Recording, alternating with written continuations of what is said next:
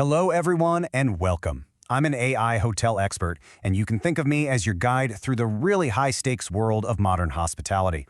I'm here to share some key insights from years of experience in hotel operations, all to help you on your journey with Europe Hotel School.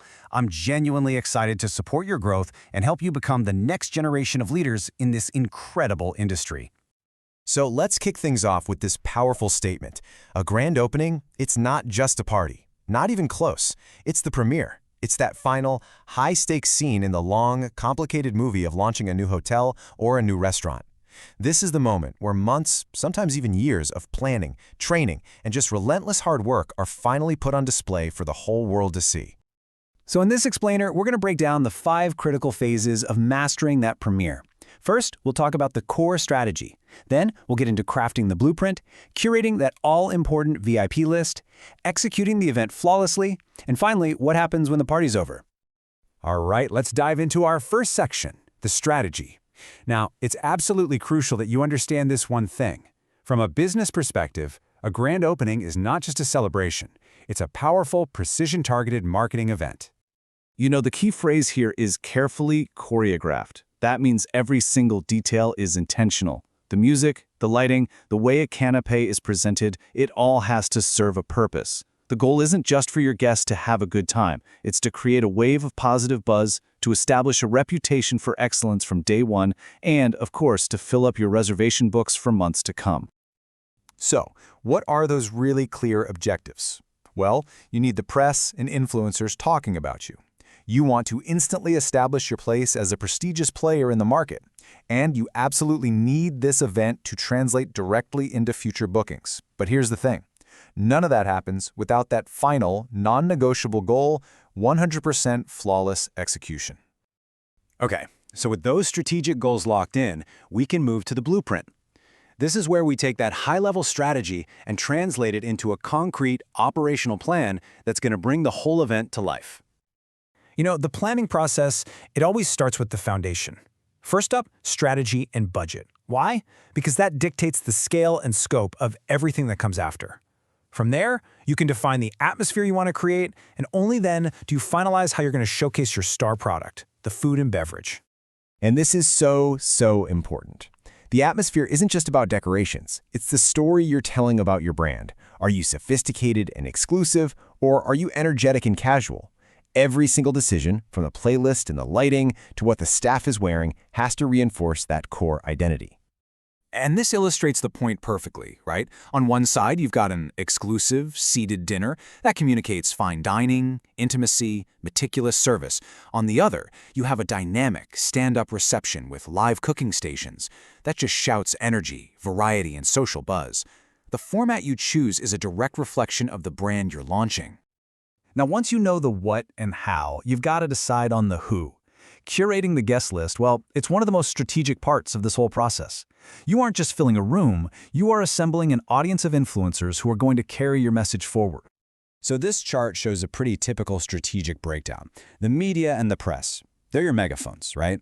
They're the ones who will amplify your message to a massive audience. Local dignitaries, they lend credibility and show that you have community buy-in. And finally, your owners and stakeholders, they need to be there to see their investment come to life and to witness a smooth, professional, and mature operation in action. For these key guests, standard service just isn't going to cut it. You need specific VIP protocols in place.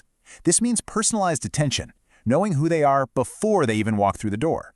It means anticipating their needs throughout the event. And it means making sure they have seamless access to your key leaders, like the general manager and the executive chef.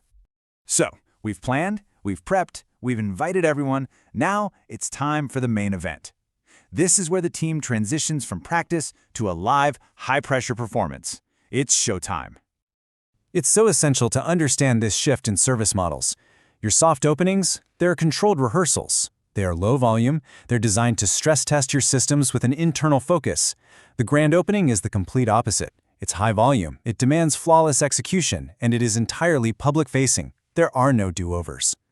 To get to that flawless execution, a few things are just non-negotiable. Your team has to master high-volume service, often with really intricate canopies.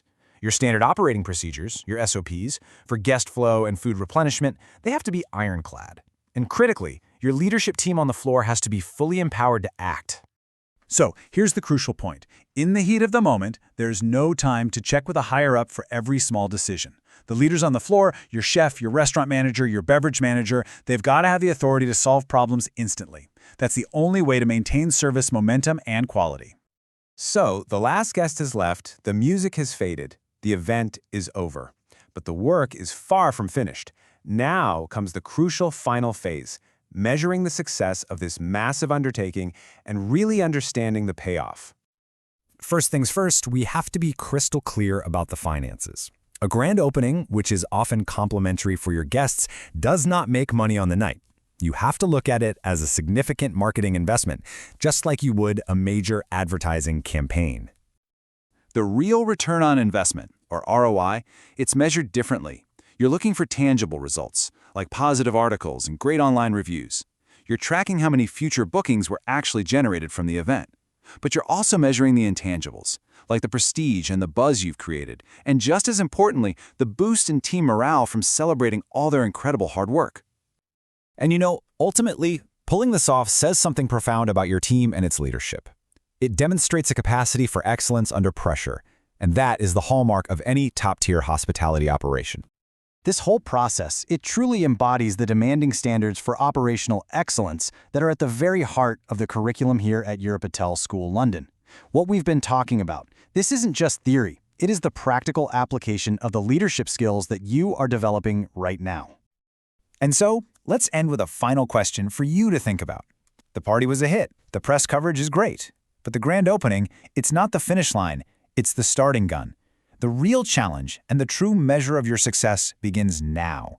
How will you convert that initial burst of momentum into consistent, sustainable business day in and day out? That right there is the next chapter.